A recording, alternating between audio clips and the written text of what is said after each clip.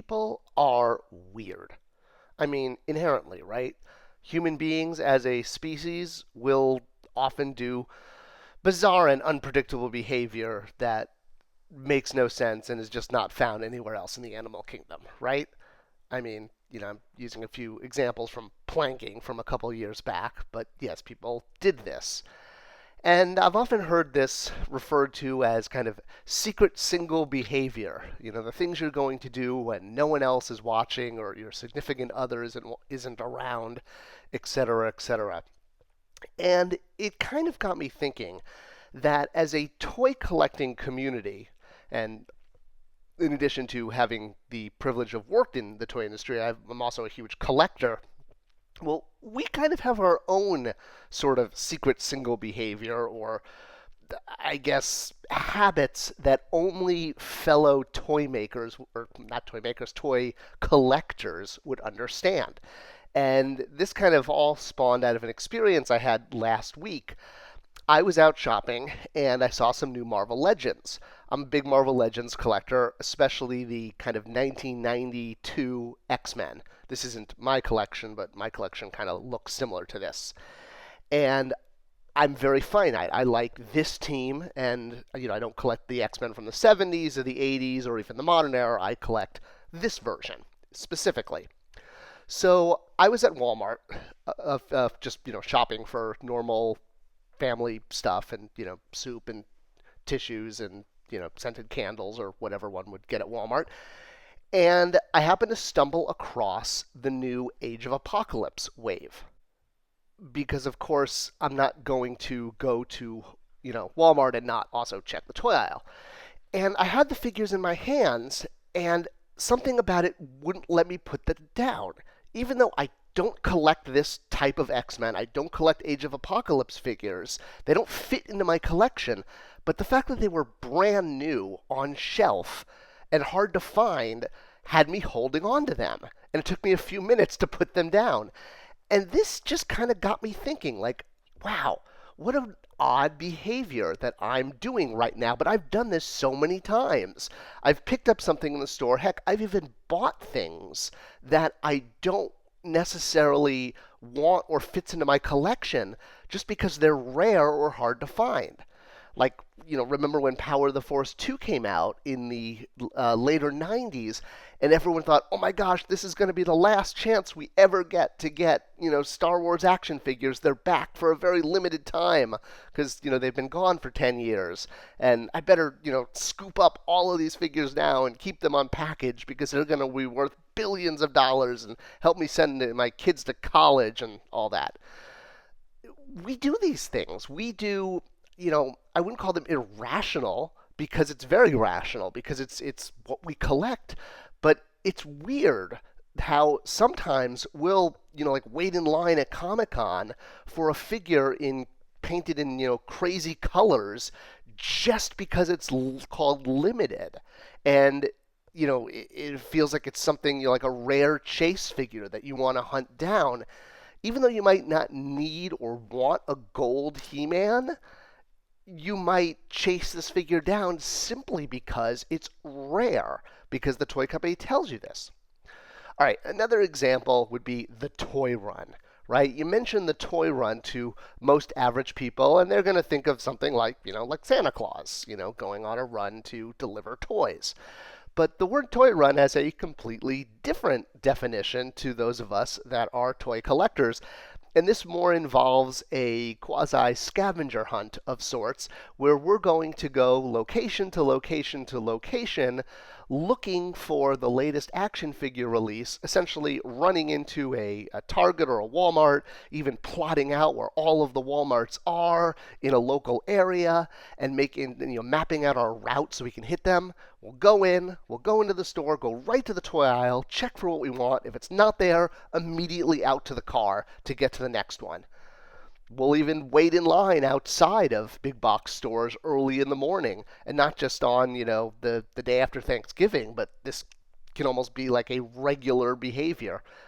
I think online shopping has kind of eaten into this a little bit, but the idea that a new, fresh case of product might be sitting there out on shelf at opening draws us out shall we say, early in the morning, hoping to get there before that new case pack is ransacked and nothing is left, or there's, like one or two left.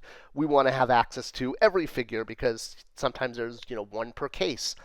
And of course, we're usually joined by the Hot Wheels collector, and you know who the Hot Wheels collector is. When you're waiting in line outside Target or Walmart, you kind of know who's the action figure guy and who's the Hot Wheels guy. I know, it's kind of funny. I don't know why it is that the Hot Wheels guys have like a particular look and the action figure guys have a look, but at least you know they're not your competition if you're just surrounded by Hot Wheels guys and you're there for action figures. It's kind of almost like a sigh of relief. Oh, okay, good, just the Hot Wheel guys are here. I even recall waking up early for school. Actually, not just I recall, I mean, I know I did this, especially my senior year of high school. I would get up early every day. Well, maybe not every day, but several times a week. And way before school started, like, crack of dawn, I would join up with my buddy Evan, and we would head out to hit a target or two before school started.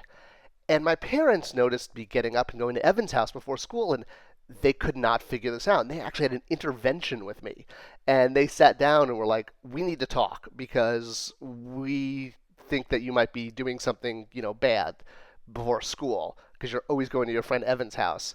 And I was like, yeah, that's because we're going shopping for action figures before Target opens, or when Target opens. And I actually had to bring out my Target receipt and show them from like several days and how it was time stamped, 801, 805, 810, that I was going to Target. And, I remember them being like, oh, okay, well, I guess that's good. It's weird, but at least it's not a bad thing like, you're off doing, you know, substances or something like that. So, yeah, I remember having to actually like pull out all my receipts, which of course I kept filed in my wallet in case I had to do returns. Don't we all do that? There's another one that we do. Or what about when you don't want to pay for something that you want because you know you can get it less expensive, even if it's slightly? So, like, let's say you find a box set of new figures that you really want that do fit into your collection, using this X-Men example again of me collecting 90s X-Men, and you find it, but you find it at a retailer that's charging just like a little bit more, and you actually pass on buying it, even though it's really hard to find, and you might not find it again, but you just don't want to pay that little extra. You want to get it for the cheapest possible price you can get it for. It's kind of like, where does the subconscious desire to get our toys as cheap as possible come from? Yet at the same time, we want a complete collection, and not having something can drive us crazy. So, very contradictory. Or what about San Diego Comic Con? People who are not toy and comic and movie fans don't get, or at least, especially until the last couple of years when this went mainstream, I'm doing air quotes here, and, Comic Con became, again, air quotes, cool. I mean, I remember going to Comic Con and, practically sleeping in my car and, or actually going to Comic Con and being able to walk in and get tickets, without, I mean, one year when I was right out of college, I went to my boss and I requested vacation time. And he was like, oh, what are you taking it for? And I said, oh, I'm going to Comic Con. And he looked at me like, are you insane? You're using up your vacation time to go down to San Diego to look at toys and comics? Like, literally looking at me like I was crazy. So this kind of also, brings me to office work. So most of us work in, a regular office. And because of our love for toy collecting, it's very natural to want to bring toys into the workplace. Another one of those behaviors that I think other people who are not toy fans may not quite understand. Now, there are toys that are designed for, if you will, office use, that kind of look natural next to a computer. You remember those old balls that would bounce back and forth that were big in the 80s? That was kind of the original office toy, I suppose. But as action figure collectors, we tend to want to have, some of these guys around. It's not just about having like, fidget toys, because a lot of us, have OCD and are constantly moving around. I mean, that's what collecting action figures is all about. But we'll actually want to really go one step further and actually bring action figures into work. In fact, I once lost out on a job opportunity. I was being interviewed, and I brought an action figure out to demonstrate something I'd worked on in the past. I'd been at Mattel for years and been in the toy industry and was explaining this is a product that I worked on and how I understood, about how we got it to market. Well, I actually lost that job because the owner of the company thought it was so weird that I carried an action figure, even though I worked in the action figure industry. The fact that I brought this out in a work environment in an interview, the guy looked at me like I was from Mars. Again, even though he knew I worked at Mattel for 10 years and I brought it out as an example of something I worked on in the past. I wasn't talking about it or, marching it around going, "Hi, I'm Batman." I was saying, this is an example of a toy and this is how we got it to market. So I was off, being at Mattel, I was fortunate that, it obviously wasn't weird the fact that I had lots of action figures on my desk. That's my desk behind me from, I think, like my second year at Mattel. A lot of other employees had action figures just simply because they were things they worked on. But I was actually taking these samples and displaying them because I thought it was awesome to collect them too. Most people, most of my coworkers just had a couple of figures like, "Oh yeah, I'm proud I worked on this project." But for me, it was like, "Oh, I want as many as I can," and it's a perfect excuse to have so many action figures on my desk. Lucky enough that I worked at Mattel and that was acceptable. Of course, there's also things like the September Bring Manny Faces to Work Day, which I think is my favorite of the new nerd holidays. Things like Star Wars Day and Batman Day, May the 4th. I think that Bring Manny Faces to Work Day has got to be the coolest of all of the new nerd holidays. I think Hallmark should have a whole like nerd holiday section of cards for these things.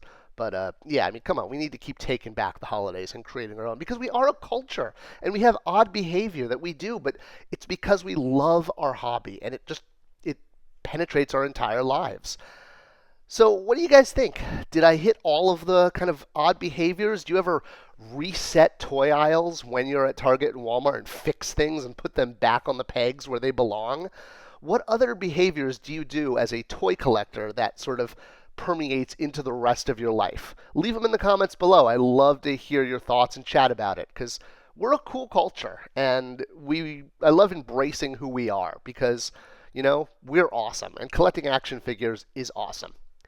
If you like this video and you want to see more like it, subscribe, ring the bell, give me a like, give me a thumbs up, and those are the things YouTube tells me to say, I think. I got them all in. And hope you enjoyed the video. I'll see you guys around the internet. Thanks for watching.